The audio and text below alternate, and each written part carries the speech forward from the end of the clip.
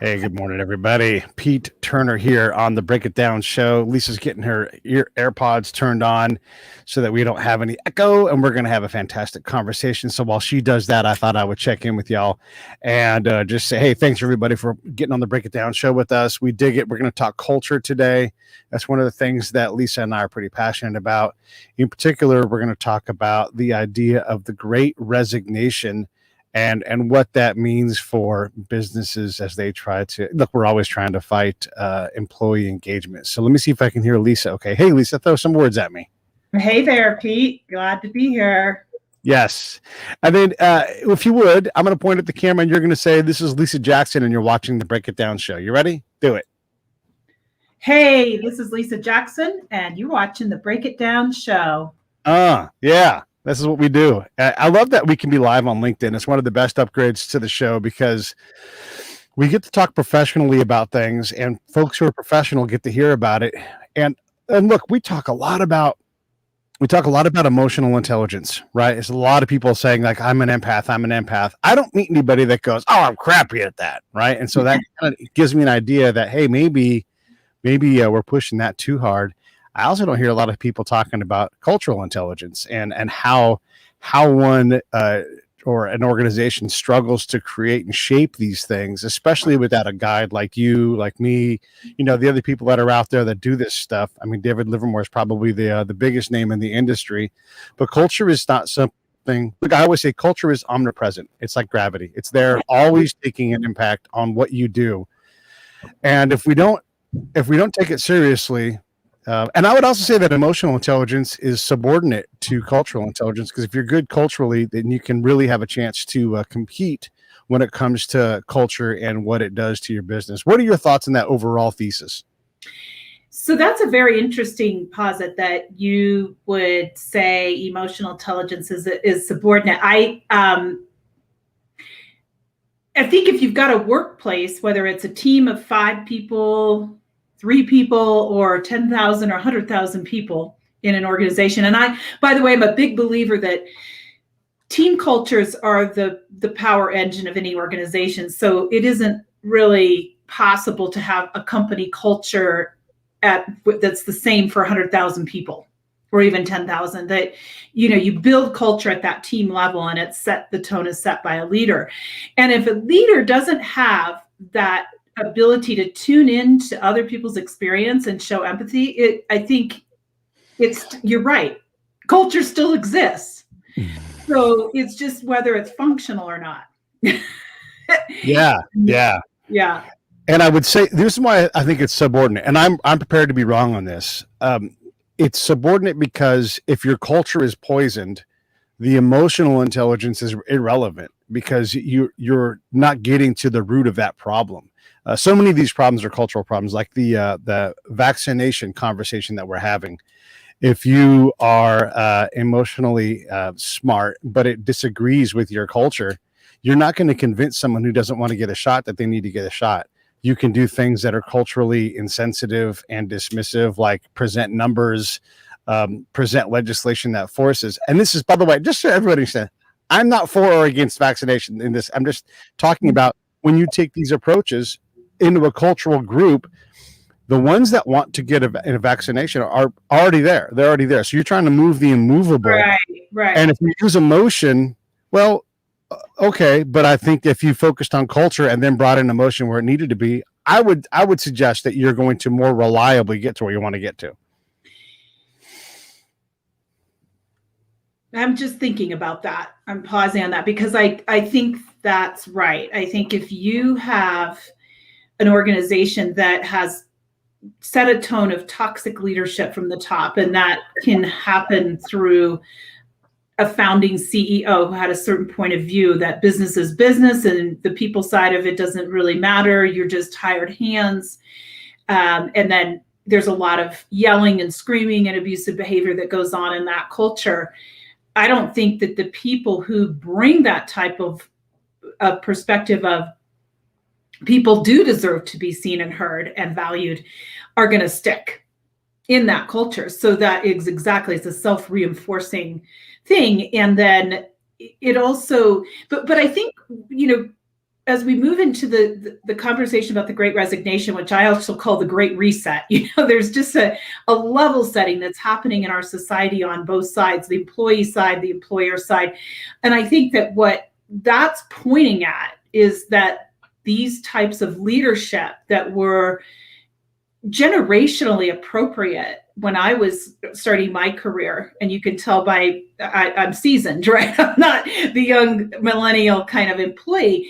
There has been a massive value shift that's happening as well in the workplace. And so you use the metaphor of vaccination. And I think that what's happening is that there's just a movement of people who are looking for emotional intelligence in the workplace now, when that wasn't even considered a thing 20 years ago.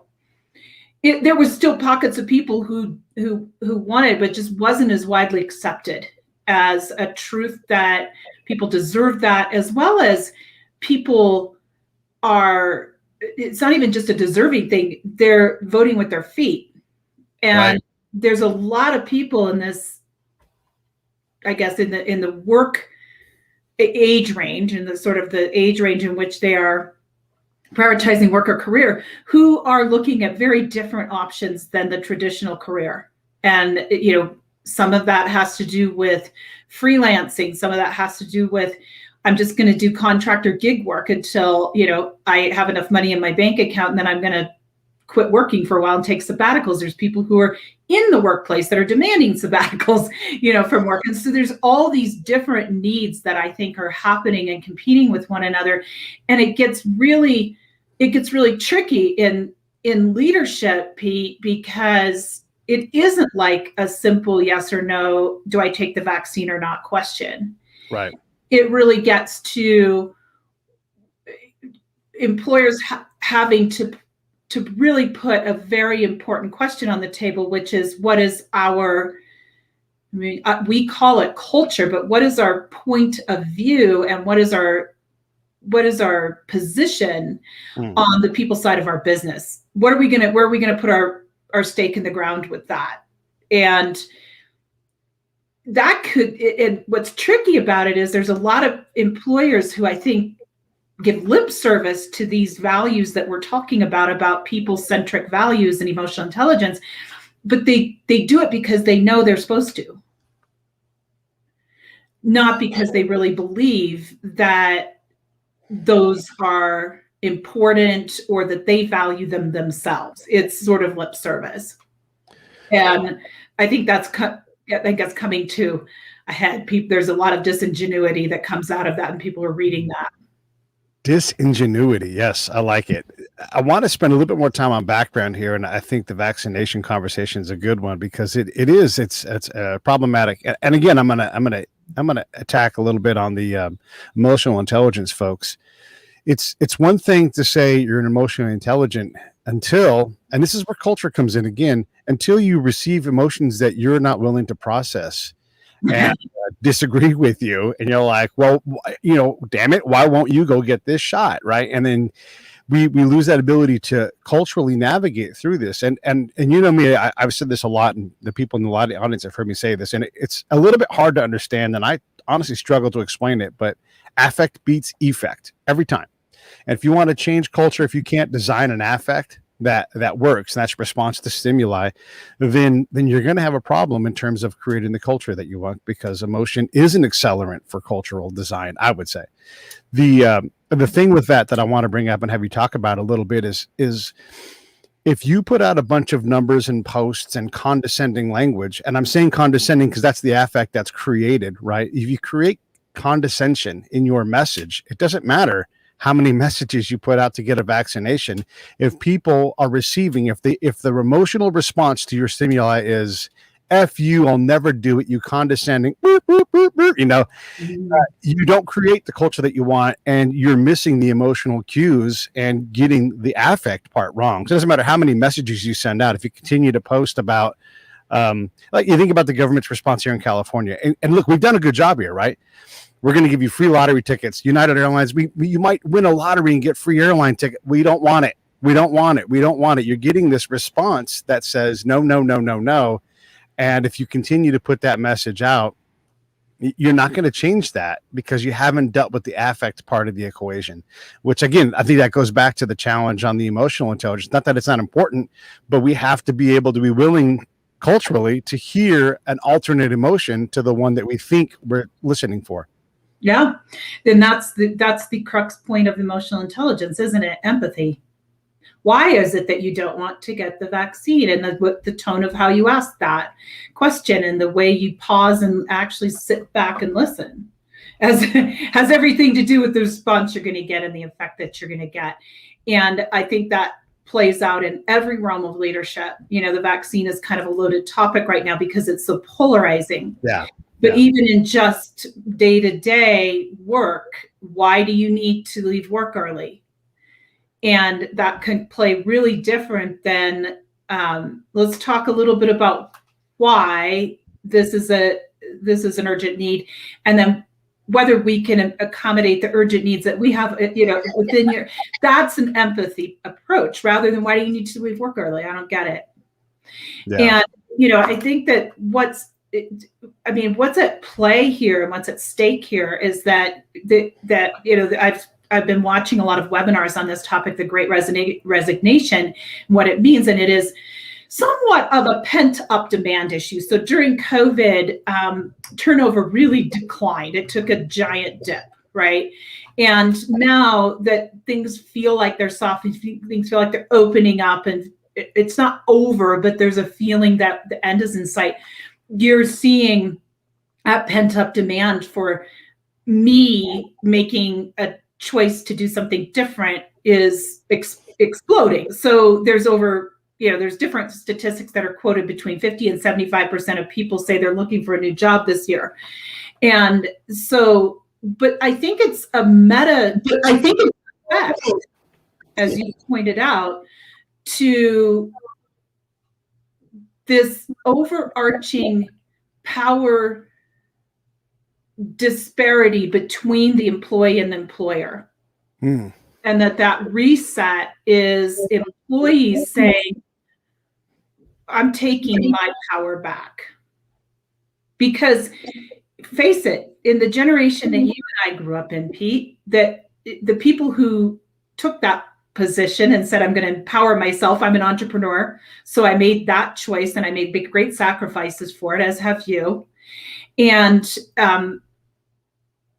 that's the minority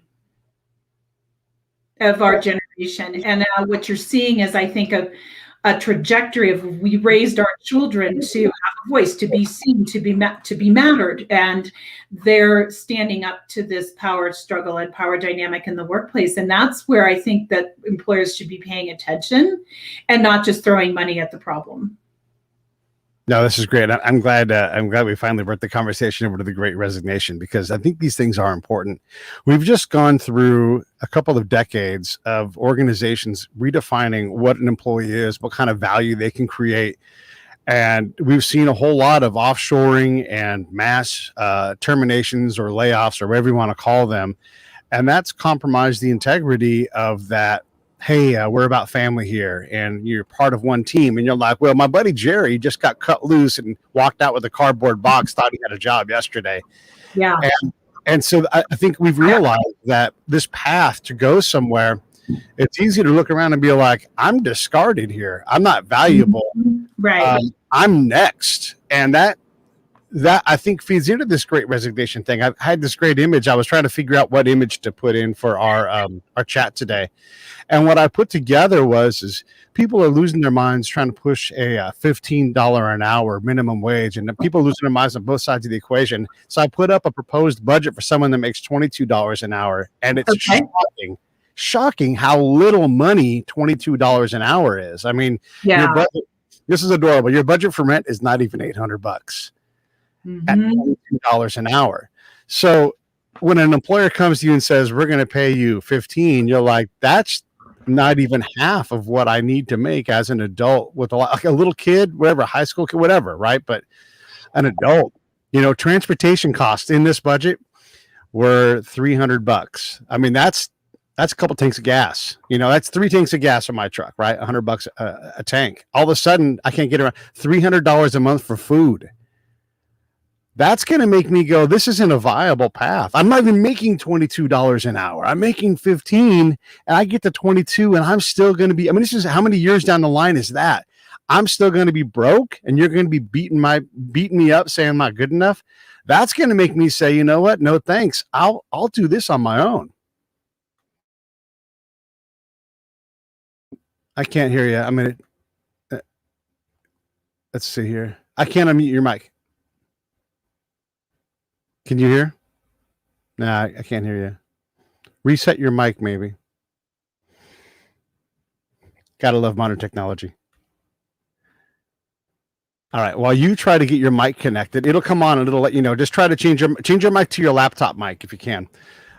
This whole idea, and we've all seen this in corporate America, is you get the big decision is made, and by the way, no one's told about this decision in advance. It's like, surprise, you're all fired today.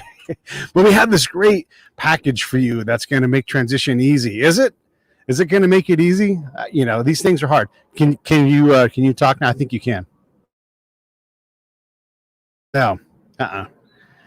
Man, I'm going to kick you out. Come right back. Wait, try something else. See what you can try. I can't unmute you on my end. Can you unmute on your end? It says your mic is not connected. Get rid of those ear pods, and we'll just try the laptop mic. Gotta love it. All right, I'm going to kick you out and then come right back.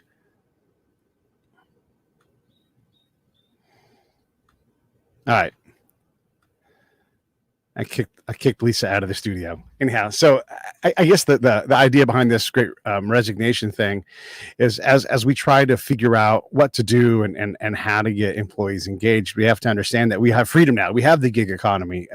Someone can say, I can survive on the gig economy as good as I can on this 40+ hour a week job.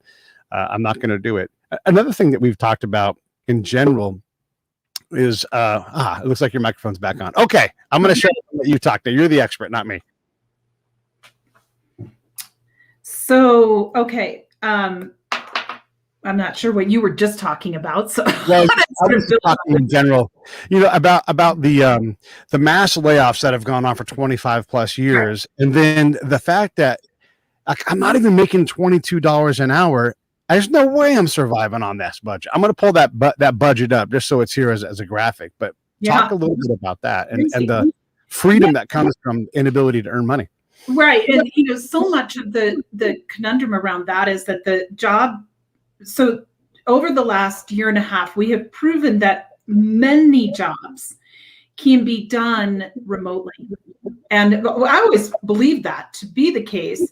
But the managers were like, well, if I can't see your butt in your seat, then I can't tell if you're working. And that's become bullcrap, basically. At this point, everyone knows it's not true. Now, healthcare workers, food service workers, those are people that, construction workers, you have to be on site to do your job. And those tend to be the lower paying jobs. And I think that what we have seen is with people, as you said, who are in the remote category, who have the option to work from anywhere, they went and found housing anyway, so they could live in a place that had a lot lower cost of living. But in any marketplace, if you are relying on people for minimum wage work, those folks are going to have to either have a side hustle, carry on more than one job, and that's a bigger problem in the United States of America than probably what we're going to address today. And I'm not even sure that that's altogether behind the Great Resignation. I think that there is a piece of it that is that the livable wage problem that we have in our country is some form of a capitalism that is probably not sustainable. In other words, this whole piece about economically that the middle class has basically shrunk and disappeared.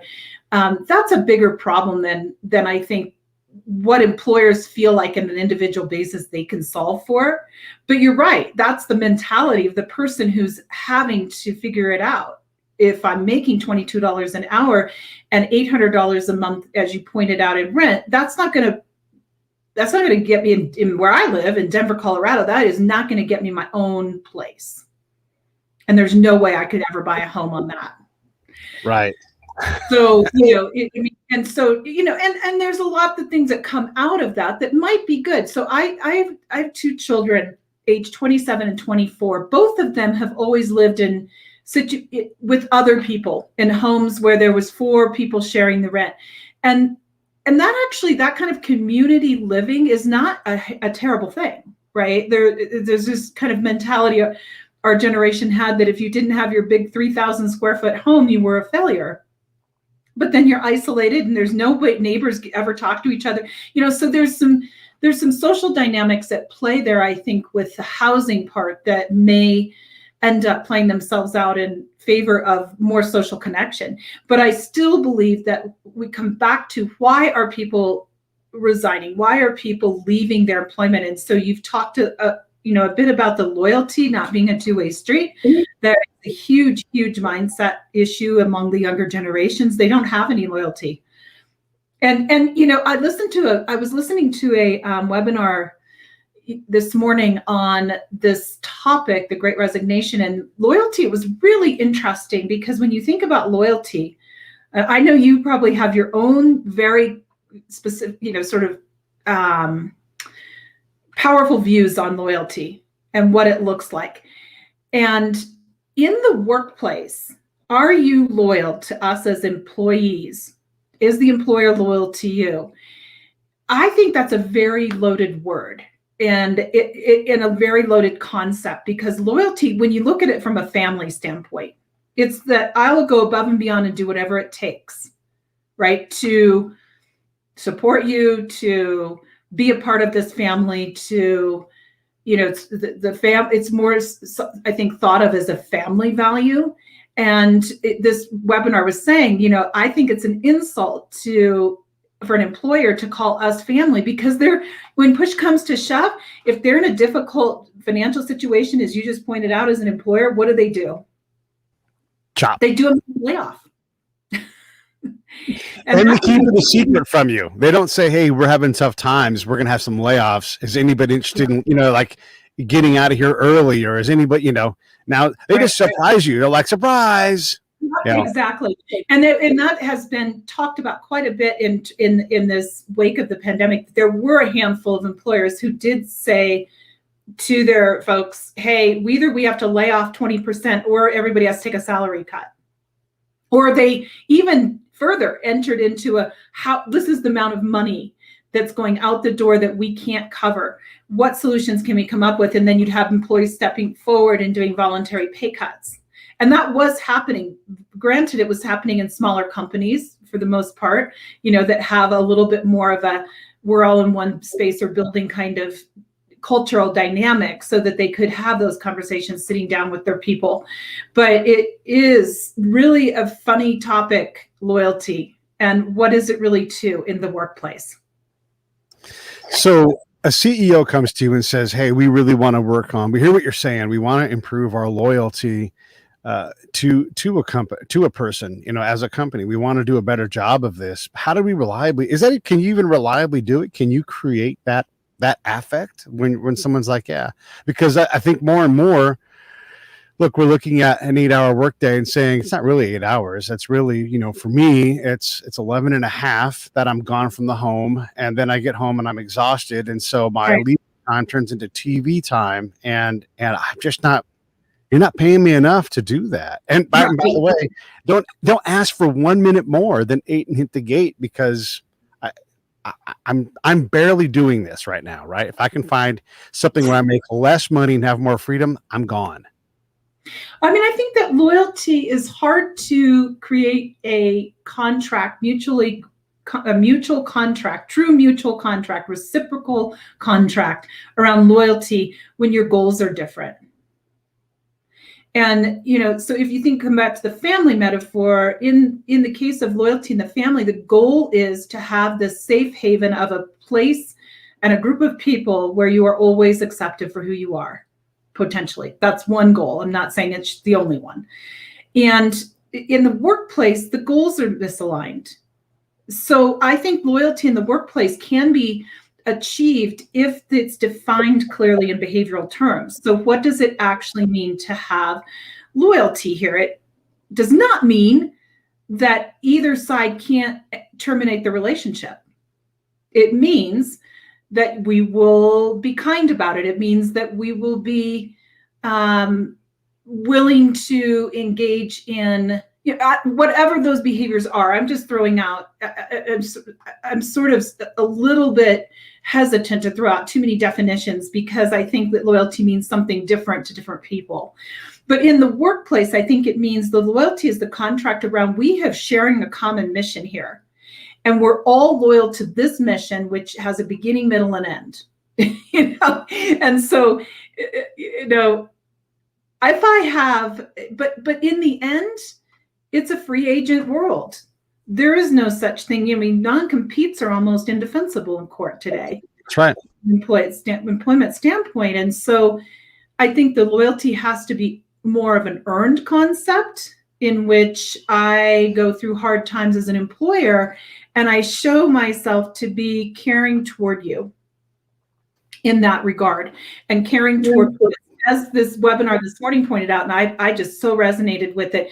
An employee's number one commitment is not to your company.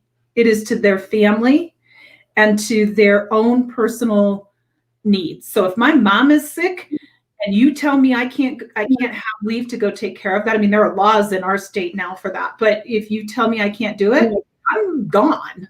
Bye-bye. So it isn't a core value that I see on posters very often anymore. And I think it's partly because what we've entered into is a stage of our, the employment economy, in which talent, the people who own the talent, depending on how rare your skills are, is something I own as the employee, or as the person who's the seller of the talent. I own that.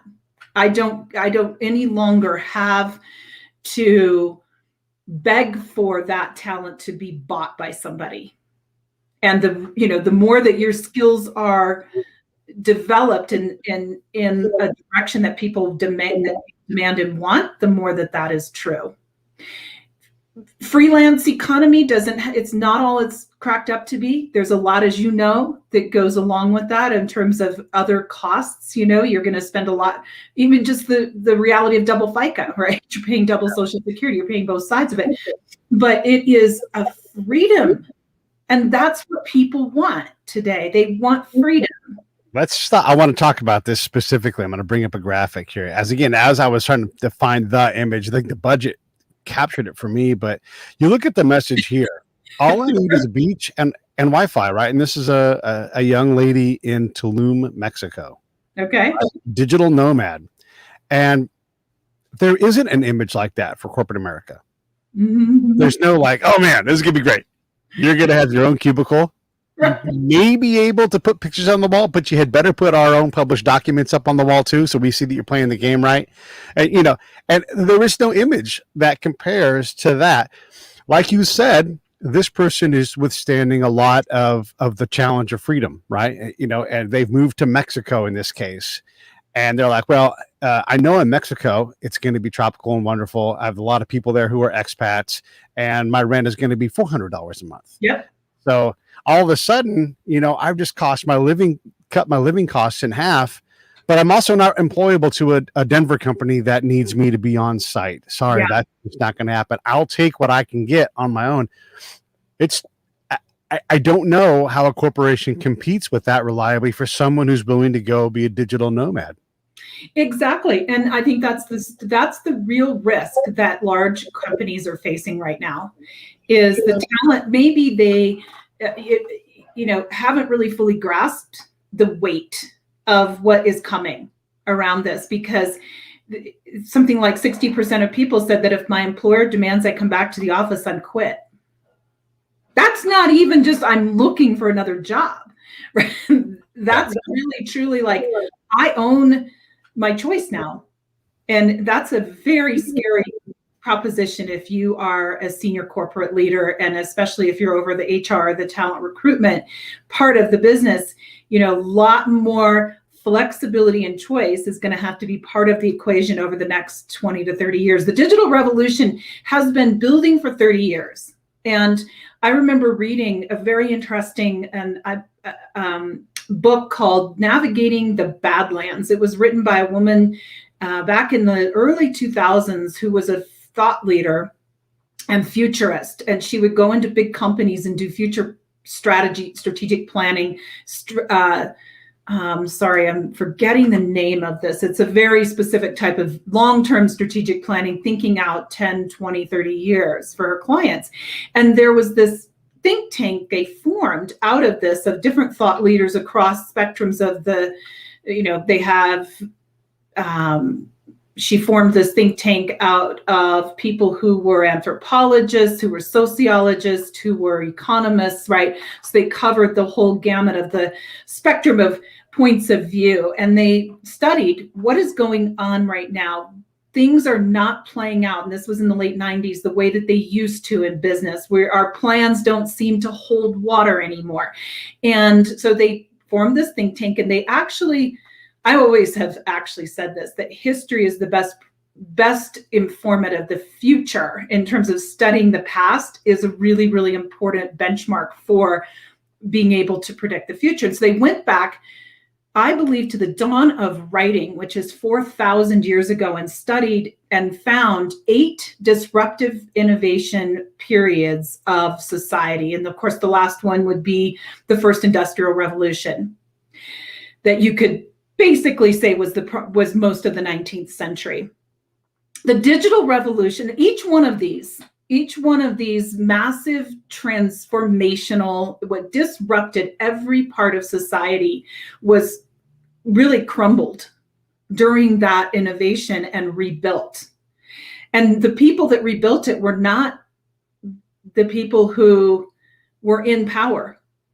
The people who rebuilt the new rules and the new structure of the society were, she has a name for them. They're the emergent leaders. But in our time, and so what she then said is, we are approximately at this time, I believe, again, early 2000s, maybe 2005 or so when this book was published, we're about 20 years, and these cycles take about 50 years to complete in every one of the cases of these 8 disruptive innovation periods. And we're about 20 years at this point into a 50-year cycle. The systems at that time were starting to crumble, but now fast forward to 2021 and just take a look at how everything feels to anybody who's paying attention, like it's just crumbling, it's coming apart. There's nothing sort of stable anymore that we can sort of point to as a belief system or a shared value system in our society.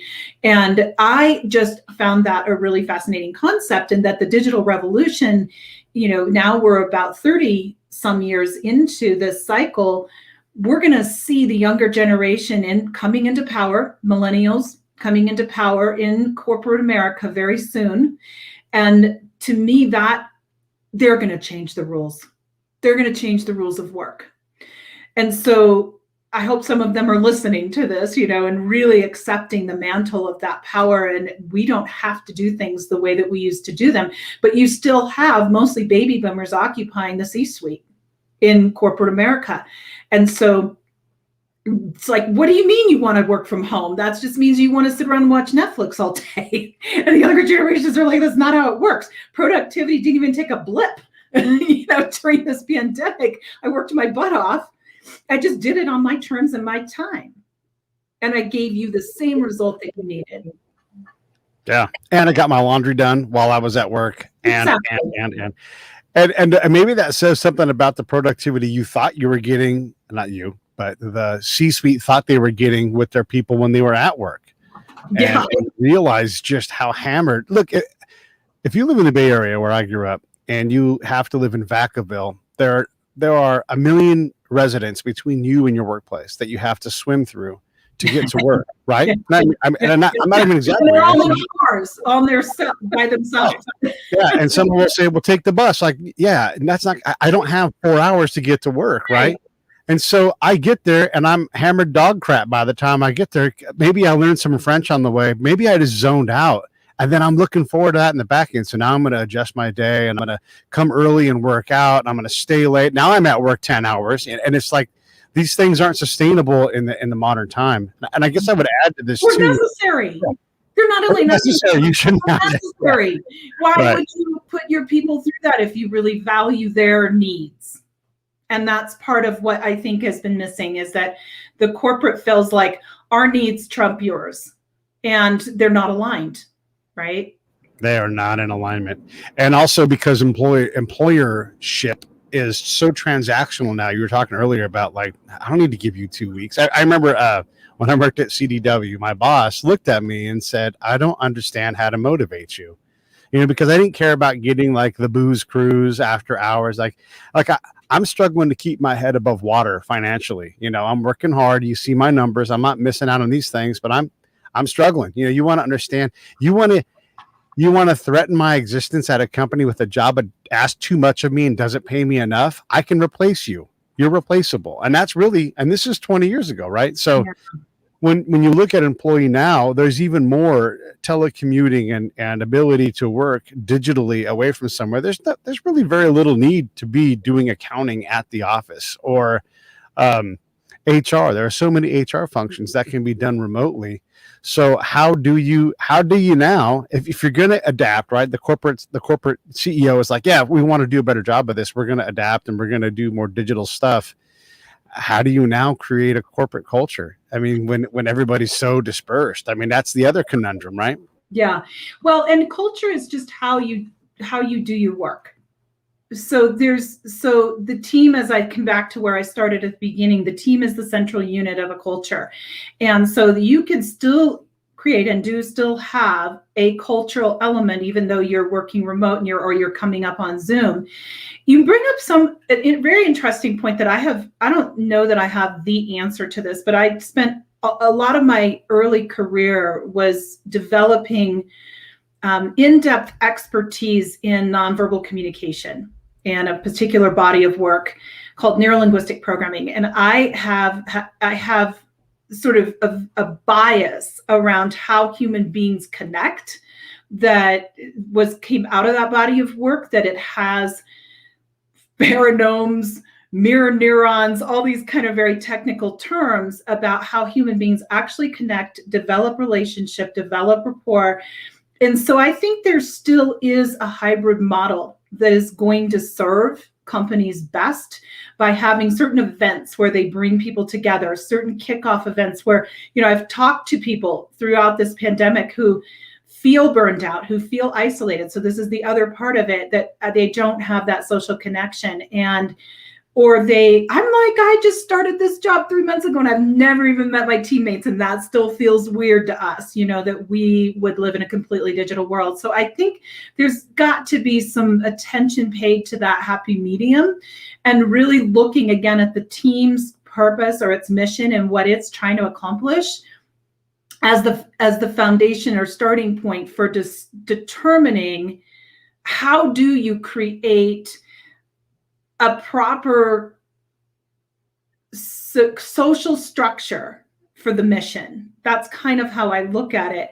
And that you look at the work goals and the work processes differently, in the sense that, do we really need to be in person to do this? You said like accounting can be done from anywhere. There's a lot of functions that can be done from anywhere, but you also have to bring a human element of it, because there is still something to the fact that we are social creatures. So I do believe in both, and I'm not an advocate of it as a one size fits all. I think it has to be looked at through that lens of what's the mission of the team, when does it need to come together in person, and when is it okay for people to have that flexibility to work from home and from anywhere that they want to.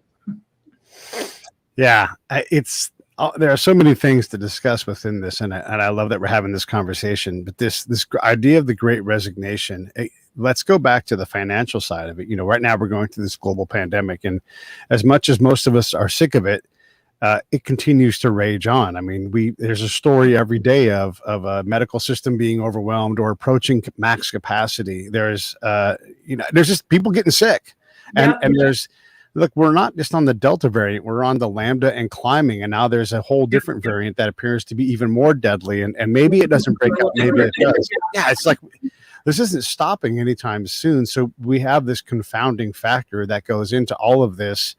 And the government's doing what it has the ability to do, which is print money. Like they can, we're just going to print, $1,300 every 2 weeks and make it magically appear into your account, because what else can we do? We can barely keep it so that your landlord can't evict you, right? Like we're struggling legally to even do that. Not anymore. Yeah. Oh, they fixed it. Okay, good. Well, I guess the point here is that as we struggle with these big problems, corporations are having to work with this environment. And again, how do you make something? So okay, let me back up. We just had this whole failed thing in Afghanistan where we lost, and we were in full retreat, and that went like crap. I would have told anybody who was listening, and part of the problem is the military doesn't listen.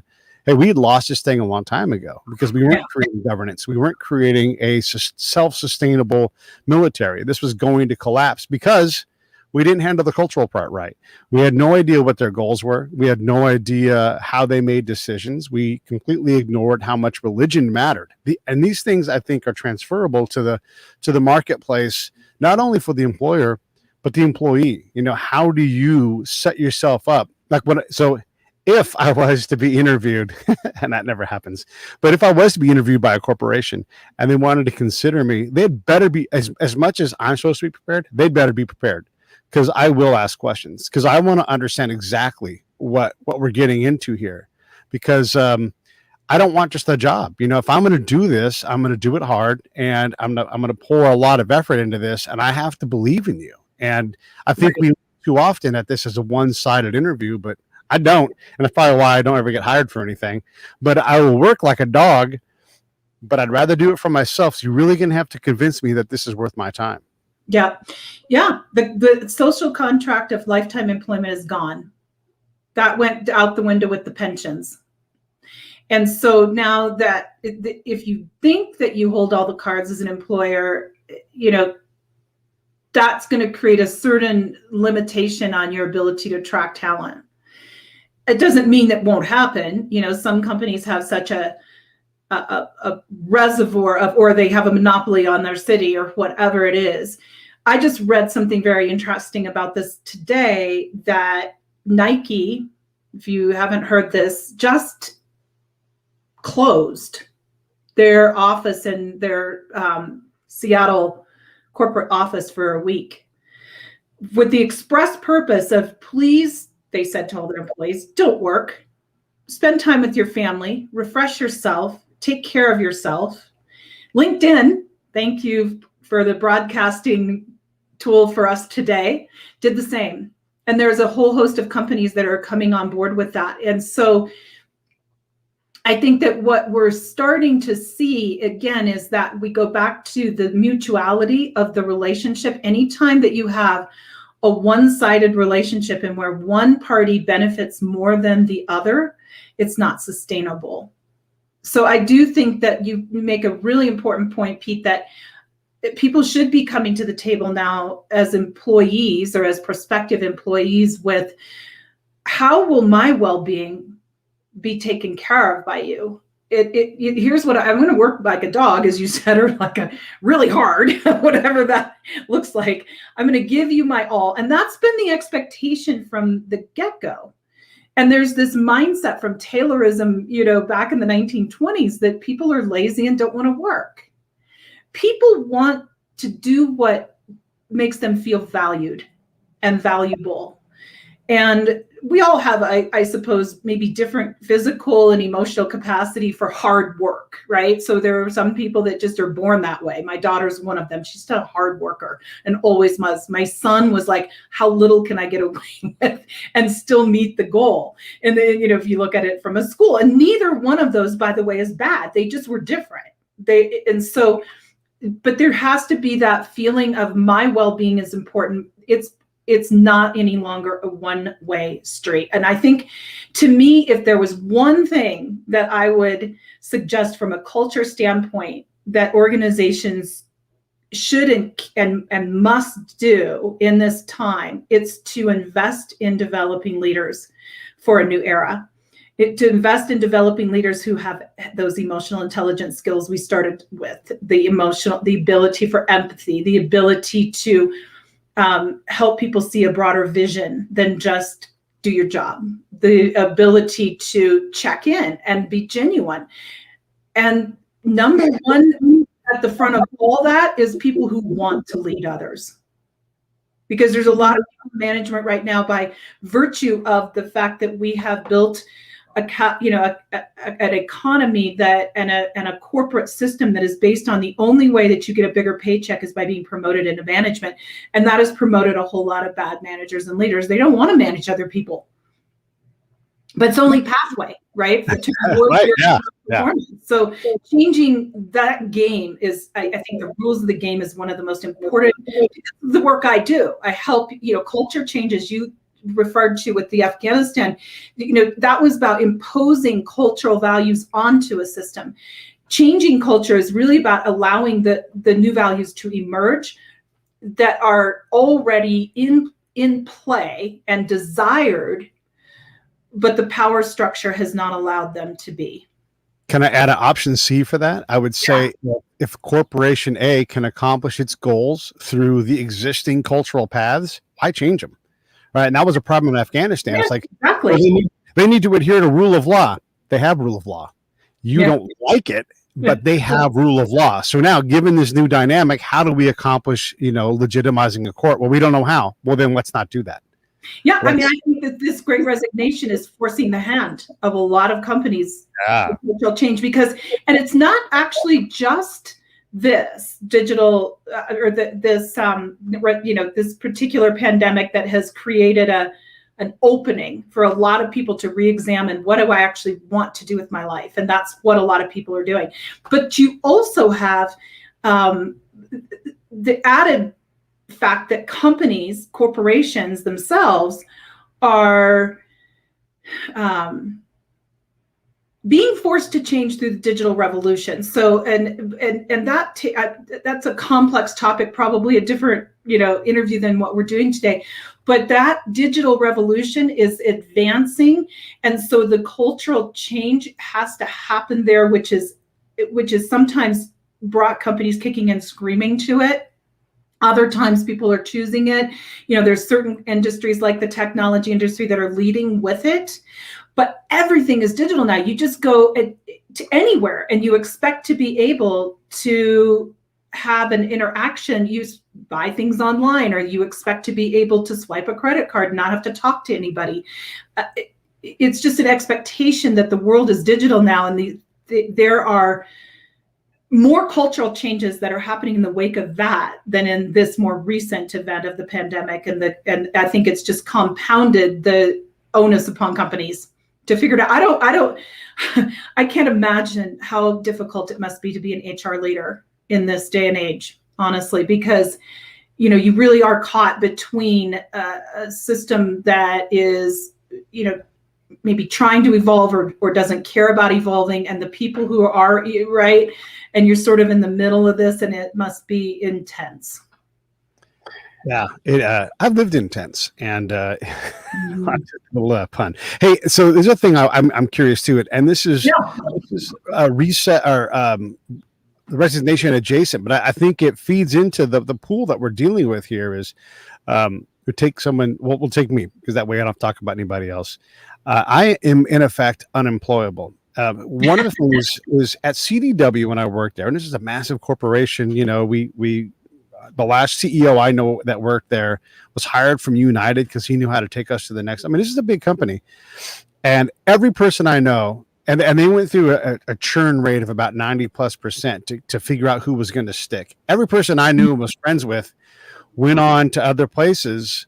They all got promoted at somewhere else, right? They weren't able to find a future at this company. That worked desperately to train them, worked desperately to find them, identify them, and then for whatever reason they don't work out, and so that person goes and one of them became a C-suite level employee, right?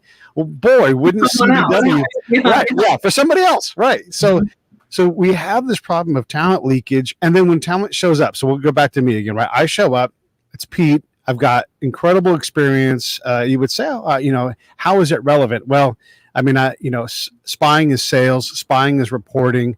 I can work in any environment. There's no environment too rugged for me. I've worked, in excess of 100 hours a week for extended periods of time in a dangerous environments, cross language, cross culture, cross religion, cross, working between two realities that were contrary to each other, the Afghan reality or Iraqi reality, and then the military reality. And I'm trying to balance the connection between there. I've got 2 degrees. I mean, all of these things, right? Sounds like a guy that, if you look at my work on the Break It Down, over 1,000 episodes. Come on. Yeah, you know what? We have no use for you, right? I can apply to any job. I'm not going to get hired. I am not employable, not because I don't work hard, but because the system won't allow me to do anything. I applied when I first got back from Afghanistan. I'm like, all right, I'm going to try to do something else now. And I applied to Salesforce. My friend worked there. He's like, I can get you in. I'm incented. I'll give you the bonus. I don't need it. Let's get you in. So I applied, and they're like, oh, you know what, Pete, you're too qualified for this job. And I said, okay, great. What's the next job up? They're like, oh, you know what? Underqualified for that one. So like there was literally no spot for me at Salesforce. We was desperate to hire people, right? And so you have all these. And there's something too. I want to just, this is a really sensitive topic, and I want that I'm gonna speak to in response to that. But I think we can go there. I just read this in the last day that there's a LinkedIn HR expert who talks daily about matters of HR, and he was talking about how leaders hate to do succession planning. This is going to sound like a little bit of a right turn from where you were going. And he said it's a lot. He said succession planning is one of these topics that's a lot like hiring veterans.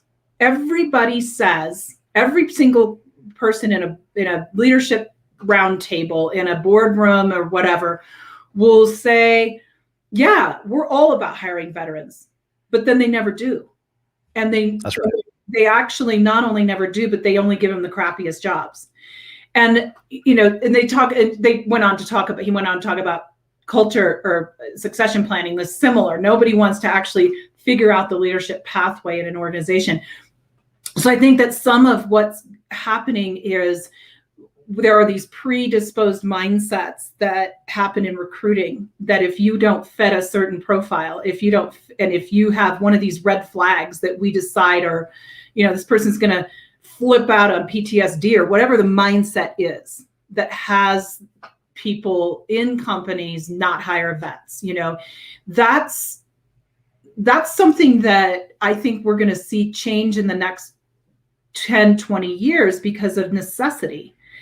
That if you've got a whole, so it'll be interesting to see where it goes, because there's a lot of different futurists that talk about the freelance movement is not sustainable, and that corporate, but I believe that we're going to start to see something emerge that I've been paying attention to and reading about, called stakeholder capitalism, which is that capitalist, you're seeing a lot of pressure and divisiveness in America, and that has to end. That you can't stay polarized forever in a country and still call yourselves the United States of America. I mean, who knows where it'll end up. But I think that with the hiring, coming back to the hiring piece, that employees are going to demand and be owed and be given a stake in some way in the companies that they are aligning themselves to. And if not, that supply and demand will take care of it. Because right now the supply is in power. in a big way, right? In terms of just they're voting with their feet, and they will not. The number one, you tell me, what's the number one reason a person leaves their job? That they choose to, a life circumstance outside of the job would be my guess. No, they hate their boss. It's truly, that really boils down to being the simplest reason. That if I have a relationship with you and you're my manager and you're making my life easy, you're giving me rewards, you're giving me, I'm going to think hard about leaving. And I mean, and there is a whole movement toward, like, I have to like my work too. Right? I have to like. I'm going to ask about this because this is interesting to me. if you have a boss who's created this environment, like employees are expensive to find and train and bring up to speed, right? Yeah. And I'll use me, not to use anybody else, right? When I worked at CDW, they said, "Oh, we're going to train you. We're going to get you up to speed. We're always going to help support you." And that never happened. The manager was too busy doing things for the corporation and for people above him. And we were just left to swim or survive. And they raised the goal each month. And it's like, hey, you actually don't care about me because you're not acting like you do. Yeah. And so I didn't so much hate my boss, but my boss did nothing to make me want to stay. You know, I was hate is too strong a word. But I definitely do not have an allegiance to it's really that relationship with that person that determines whether or not I'm going to stay or leave. Because that person, if they're doing their job as a leader, they're asking me, how are you doing on a fairly regular basis in a more specific version of that. And that may become clear that I need a different assignment in a different company. A really good boss will let me do that. They'll let me go. They'll sort of say, you belong on this team over there because they need you more than, we need you too, but like they need you. And this is going to be a better opportunity for you. So if I have a leader or a boss who is in favor of my growth and development, you're going to see a lot less turnover in those companies for sure. And I would challenge anybody who's trying to be a good leader. If you don't, are you leading a process and a status sheet up to hire, or are you leading people? Because if you are, you should know their personal situation. You should know their professional aspiration. You should be looking for opportunities to get them off your team to a higher level. I mean, what's more a leader than that? Hey, I can make a new one of you. What I can't do is turn you into this Microsoft expert and improve our relationship with one of our biggest business partners. Let's get you out of this role and up to something else. Like, I don't even know why you're still here talking to me right now. We don't take that approach because we don't, as corporations as a whole, and I'm being unfair, we don't as a whole understand how to do that and the value of getting people higher up in the organization so they can create value in other ways. Instead, it's like, or hey, doing work that they love. Because if they're doing work they love, they're going to be an asset to the organization, not to just my team. And so developing leaders to me is the number one remedy against the Great Resignation, is really truly coaching and developing leaders to have not just emotional intelligence, to have like workforce intelligence and understand the job of a leader, which is not the easiest job to do if you're doing it well, but to really understand what that job is, and that it isn't just showing up with, I get a bigger paycheck and I boss people around. It's challenging people. It's allowing people to move and grow around the company. It is accountability to the organization's goals. It is the emotional well-being of the people. So it's not an easy role that we're talking about here, but there are plenty of people who are really well suited for it, who've never even had the chance to be in it, because they don't have the right pedigree, they don't have the right education, they don't have the right resume. I want to go back to something you said earlier, talking about hiring veterans. This is not me on my soapbox, but this does give us an example of what this looks like. So if you are serious about hiring veterans, or fill in the blank of whatever it is that you're trying to do, you must act like that, right? So our goal is to hire veterans. We're going to put a veteran on they're going to make one of them a stakeholder, maybe the main tent pole of this effort. And then the moment a veteran resume pops up into the queue on HR, we're going to respond. It can be a robot response. Hey, we see that you're a veteran. We want to set up a time to talk to you. That's how you approach a problem like that, by taking direct action and acting like you actually care about these people. We suck at hiring veterans. Let's go do it as crappy as we can for the next 3 years and get better at it by getting some veterans around us so we can do it better. Because you're right, we are underemployed. I mean, someone comes in like I led 5,000 people and deployed them to combat. I had over $1 billion worth of equipment under my charge. We lost none of it. I brought everybody home. I did these impossible things. Great. Sounds like you could work on the security office under our security manager. Like, are you kidding me? Like, I promoted 10,000 people in my career. Let's not put anybody underneath you. These are the things that happen. And I'm using veterans. I think it's a powerful example. Yeah. If you don't act like you want to get better at it, if you don't accept the pain of learning it, if you look around, I love stakeholder meetings. I love stakeholder analysis. Who are the stakeholders? It's a company. Like, I don't see a single customer in this meeting. Are the customers not a stakeholder? No, they're not. They're the customer. Like, well, Yeah. then you're wrong. Because how can they not hold a stake? They have the money. They have the actual stakes that you want to get. Come on. And that's been a part of one of the tenets of my cultural change is really to do that, to bring in the customer point of view first and foremost, not just like even, an actual customer, but if you want to start hiring veterans, start bringing veterans into focus groups and find out who they are and what they need. And so the customer can be internal, they can be external, but they are the person who you are trying to attract. Or convince or otherwise, extract something from, right? It's like the person, in the nicest way, you're trying to serve a certain person or population of people, and that can be inside your company or outside. So I agree. I think that the customer, if you're going to get into hiring a certain, broadening to a certain population in that DEI, diversity, equity, inclusion kind of world that we live in today is so much more ripe for this. Then start bringing the people to the table that you're trying to give more opportunities to find out what it is that they can bring to you, what it is that they need from you. And, I feel the same way as you. I feel unemployable at this point. I often feel, and I'm just going to say this, at my age, my ripe old age of 58 years old, that I'm almost considered by the younger set as irrelevant. In the workplaces, that there's this kind of, you're a baby boomer, which think I'm Gen X. I can't remember quite which category I fall right on the cusp. I feel more like and what an intolerant thing to say to someone it's not ever have said. a generation. It's not ever said. And that's part of what, that gets into the DEI kind of world, is that these prejudices are never really, well, they are sometimes stated out loud, but rarely in the workplace.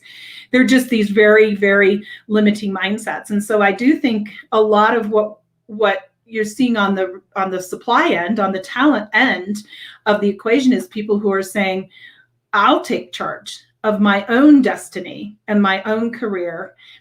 And some people, like myself, feel more empowered to do that than others. There are people with true limitations around that, whether it's mindset or physical or whatever the limitations are that they carry, that for whom that's not as easy. And I think those people still deserve and can do great work, and deserve the opportunity to be seen through a more neutral lens. So I hope that is an outcome of this, as organizations are struggling to find good people, that they start opening up to. There is very truly age discrimination, there's racial discrimination, there's vets discrimination, there's all kinds of discriminations. Like, we want this kind of person. People develop personas, in a room, in a boardroom, and say, this is the type of person that's going to fit our culture, rather than, really starting to look at again, coming back to the team culture is the most important thing. And that you have people who can gel together, can become a great team together. And that might not be a persona the way that you think it is. Yeah. And again, using the veteran lever for this, because I think it's a good example. If we want to hire veterans, so we're going to bring a veteran in, at least to help consult us on how to do this, or have, one of our veterans sit on these conversations. I don't think there's a veteran out there that would say, I speak for all veterans, because we are inclusive. I love this comment. Oh, yeah. Is serious about hiring veterans as greeters. Oh my God. Yeah. Well, and that's anybody, right? Like, if one of the things they always say to me, back when I was actually trying to find a job, like, and here's how unemployable, I don't even bother anymore. Like, there's no point. Right. It literally makes me want to kill myself, because I'm like, I'm irrelevant. I don't even exist. Why do I matter? That's really what happens. And this is the answer to this. It's a very, very humbling exercise, for sure. Trying to look for a job. I used to do impossible stuff. My judo is as strong as anybody in the military at what I do, and I'm not valuable to anybody in anything. And so if we don't know what it is to be a veteran, and you just have one in the room, maybe that person's a great person, but maybe they had a completely different existence than the next veteran, which they did. It doesn't matter. It doesn't matter what we do. We're so diverse. And I wouldn't say racially, that's easy. Ethnically, we're so diverse. We have people from all over the world in the American military. So to think that you can understand the veteran condition by having one veteran around, That's impossible. There's no way to get that reliably right. And I think any veteran would say that, you're going to need more than me. It is a lot of stuff that we don't all know about that. But again, you have to take serious action to improve these cultural aspects and accept that you're going to make a mess, right? I mean, cultural change is not pretty. As you know, like you can here's our culture. All right, well now let's go study it. Oh, that's hard. Yeah. That is a lot of what happens with my work. This is reminding me of a conversation I was having with there's a couple of colleagues that have built a business around combating ageism, which is a very specific thing about if you're over 40, it's really hard to get hired as well.